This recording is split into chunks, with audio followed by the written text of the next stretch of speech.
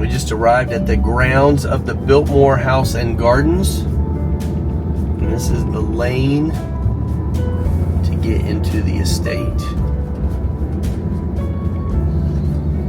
First impressions? It's very nice. Ooh, that's pretty. It's a big bridge up here, old-timey bridge. Now we just got to find out where to park.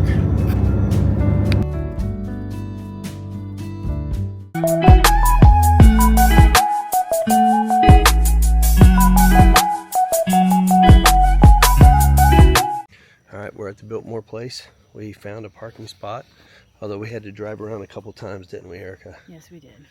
Now we're on the walkway to the house. They said it's about an 8-minute walk, so we're not going to film the whole thing. That would be kind of boring, I would think. This might be kind of boring right now. A little Biltmore trolley. The walkway to the house. There it is. Erica's getting way ahead of me. They definitely have a lot of good signage here. A lot of rhododendron along here. Probably be beautiful in March with all the rhododendron blooming. First view of the house.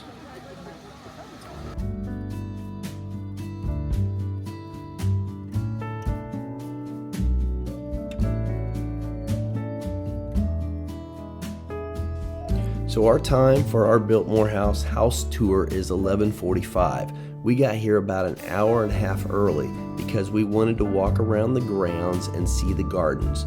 We're just obsessed with gardens, and so we definitely wanted to be able to spend some time there. But this estate is amazing. It is the largest private residence in the United States and has been since 1895 when construction on this place was completed. The family moved in on Christmas Eve in 1895. And when the family moved in, they had a ton of land. In fact, George Washington Vanderbilt bought over 125,000 acres. Now, over the years, due to financial difficulties that the family endured, they sold off much of this land. And so today, the Biltmore Estate has 8,000 acres of land that surrounds this house. But now we are going to step into the Biltmore Gardens. These gardens were designed by Frederick Olmsted. He is the mastermind behind Central Park. And the gardens are a feast for the eyes, especially in the spring. But even in July, there are a lot of things that are in full bloom. So right now we are strolling through the walled garden. This is a formal garden that is ablaze with color from seasonal flowers. It has a symmetrical design, and one of the highlights of the walled garden is the rose garden. We made it to the rose garden. Oh wow. This one has 2 different colors of roses from the same plant. Here, there are over 250 variety of roses. But probably my favorite spot in the whole garden was the conservatory. This greenhouse is home to exotic plants from all over the world. The palm house in particular showcases an impressive collection of tropical palms and ferns. The conservatory is a testament to the Vanderbilts' passion for horticulture and their desire to bring the beauty of nature to their estate year-round.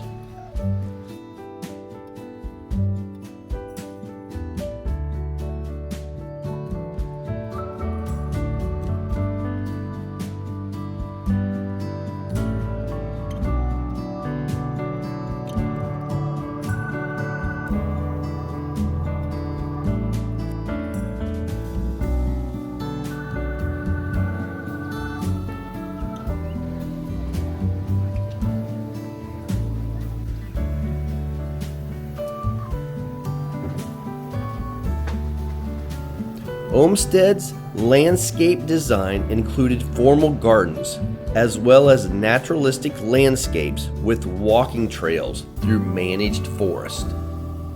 But now it's our time for our tour of the Biltmore House. This is America's largest privately owned home, and it is nestled in the picturesque Blue Ridge Mountains of Asheville, North Carolina. And when you enter, the first room that you come to is this atrium. It is also called the Winter Garden. The next room we come to is the billiard room. This room was a favorite among guests. The banquet hall is next, and it is one of the most impressive rooms in the house. It spans over 72 feet in length and has 70-foot high ceilings. The hall could sit up to 64 guests at the dining table. One of the great things about touring the Biltmore House is you can take your own personal tour. When you enter the house, they give you one of these little listening devices, and when you go into a room, it gives you a number, and you push the number on this keypad, and it will tell you all the history. This next room is the breakfast room. It is a cozy sunlit room with a smaller dining table. It provides a more intimate setting for morning meals. This is the salon, and it served as a gathering place for socializing and entertainment.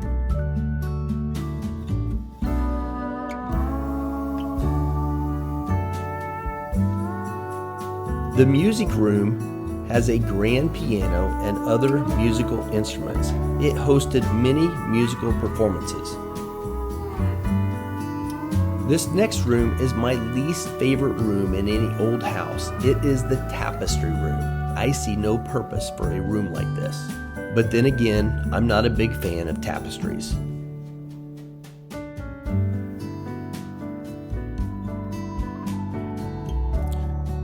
The library was George Vanderbilt's personal retreat. It houses over 10,000 volumes covering a vast array of subjects. The ceiling painting, known as the Chariot of Aurora, is a masterpiece by Giovanni Pellegrini.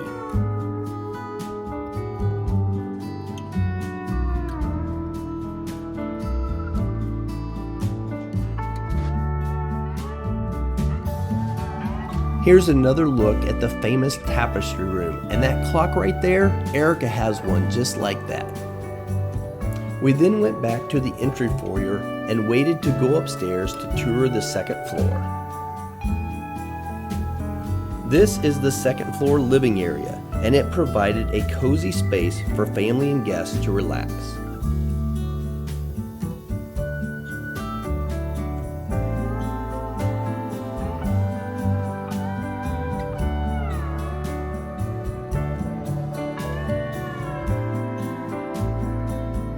Next up was Mr. Vanderbilt's bedroom. This bedroom reflects his refined taste and attention to detail, and it was a treat to visit it because this bedroom wasn't open to the public until 2011.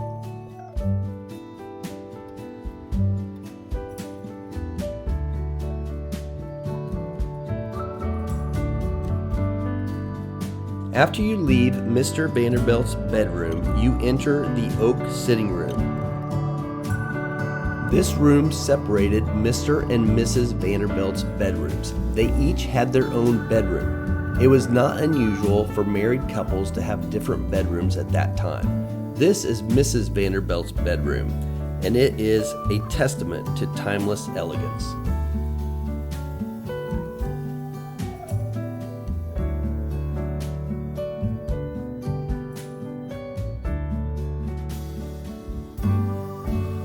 We then headed up the stairs to the third floor, and the first place that we came to was the third floor living room. This is a spacious area with comfortable furnishings. The third floor living room was a place for guests to unwind and enjoy their stay. The Biltmore House boasts numerous guest rooms, each offering luxury and comfort. The estate included state-of-the-art technology for its time, such as electricity, indoor plumbing, central heating, elevators. Vanderbilt wanted the house to be both luxurious and modern, and I think he accomplished that feat.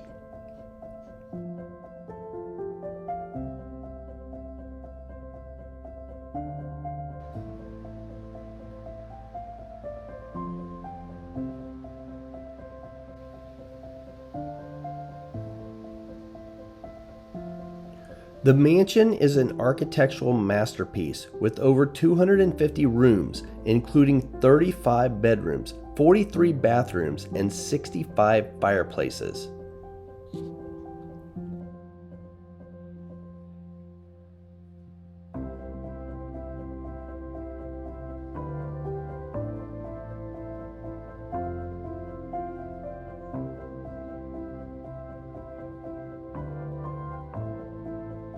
This is the grand staircase in the house. It is a 3-story spiral staircase. It has a large chandelier that hangs from the middle of this staircase and lights up the entryway. Next, we head to the basement, and again, this is the largest private resident basement in the country.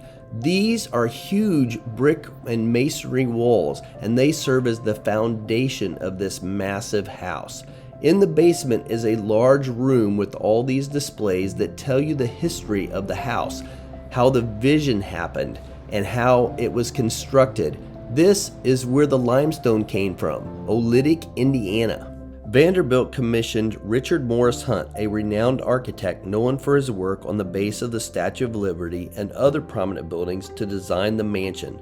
Hunt's design was inspired by French chateaus from the Renaissance period.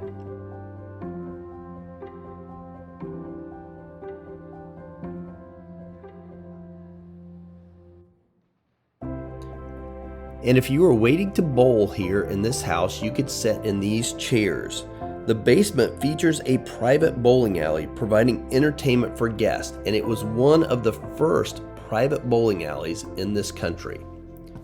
Next up is the changing rooms. This is a whole hallway full of these beautiful wooden changing rooms, and every room was amazing. You could go in here and change your clothes and get ready to swim in the amazing pool. This is a 70,000-gallon indoor swimming pool, and though now empty, it was a popular spot for recreation.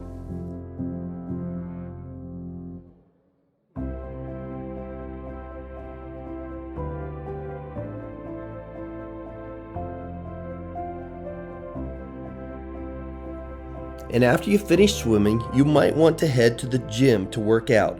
The gym was equipped with state-of-the-art, for its time, exercise equipment, and it kept guests active. We now head to where the work of the house takes place. This is a pantry, and the pantry stored a wide array of food items and supplies for the estate. The estate also had numerous bedrooms where the staff would sleep. Most people that worked here stayed here 24/7. They were full-time staff, and they helped manage the property and make sure everything ran well. This is the rotisserie kitchen. And this is the main kitchen.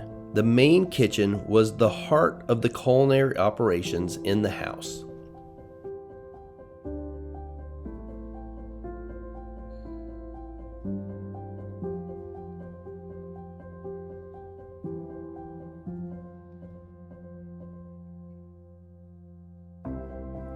And what mansion wouldn't be complete without a dumb waiter?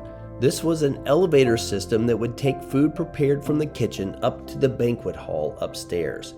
And this is the servants' dining room. This is the place where all the staff from the Biltmore House would have their meals. And this is an indoor walk-in refrigerator, which was state-of-the-art for its time. They also had numerous rooms for storage in the basement where they would store all the decorations that were used around the house. And next up was the laundry room. This room was huge, and it handled the massive volume of linens and clothing for the estate. They also had a state-of-the-art drying system. After we finished our tour of the house, we went out to the stable area. And in this area, they have a lot of food vendors. There's a place where you can get something to drink, and then they have a lot of shops. After touring the house, we decided to sit down for a while and just watch the people as they went by. But then we had to go into the shops and just see what kind of things they had for sale.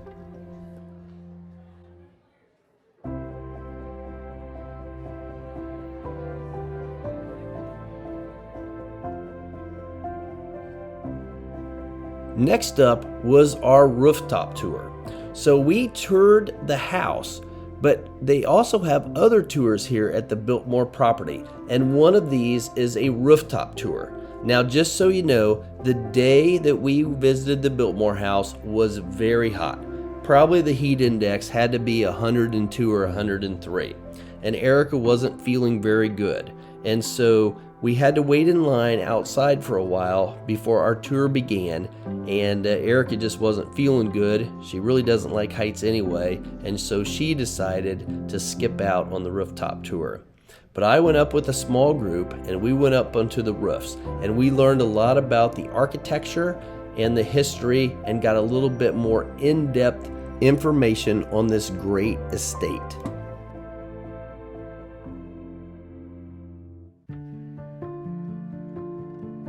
Like we talked about earlier, this house was built by George Washington Vanderbilt II. He was born on November 14, 1862 in New York City and was a member of the prominent Vanderbilt family, known for their immense wealth accumulated through shipping and railroads. He was the youngest child of William Henry Vanderbilt and Maria Vanderbilt, and the grandson of Commodore Cornelius Vanderbilt, who was the family's patriarch and one of the richest men in American history. George grew up in an environment of extraordinary privilege and wealth. His father, William Henry Vanderbilt, was a business magnate who doubled the family fortune, making the Vanderbilts one of the wealthiest families in the world. Unlike his more business-oriented relatives, George was more intellectually and culturally inclined. He was well educated and developed a deep appreciation for art, literature, and science from a young age, and he was known to be a voracious reader and a collector of books and art. In 1898, George married Edith Drescher, a socially prominent woman from a distinguished New York family, and they had one daughter, Cornelia Vanderbilt, born in 1900. Unfortunately, George's health began to decline in the early 1910s, and he passed away on March 6, 1914, at the age of 51. Erica got sick. She wasn't feeling well, so she wasn't able to do the rooftop tour. I'm not sure how well she would have enjoyed it anyway, because the heights up there were kind of crazy. So I'm heading back to the RV, the van, right now to check on her, make sure she's doing okay. She was going to go back there and turn the air on and get some rest. So hopefully she's feeling better. Erica did get to feeling better, so that night we went to Pax Tavern. It was a neat little place right in the heart of downtown Asheville. It had great reviews, so we thought we would give it a try, and we were definitely pleased that we did. Erica got beef stroganoff, and I got some fish and chips, and we really enjoyed our meal. After we drove around Asheville for a little bit longer and saw some more of the downtown, we headed back to our campground. It was a KOA nestled by Black Mountain, and it was a beautiful place. If you enjoyed this tour of the Biltmore House and Gardens, please like, subscribe, and hit that notification bell for more travel adventures. We're heading to Canagry National Park next time. See you then.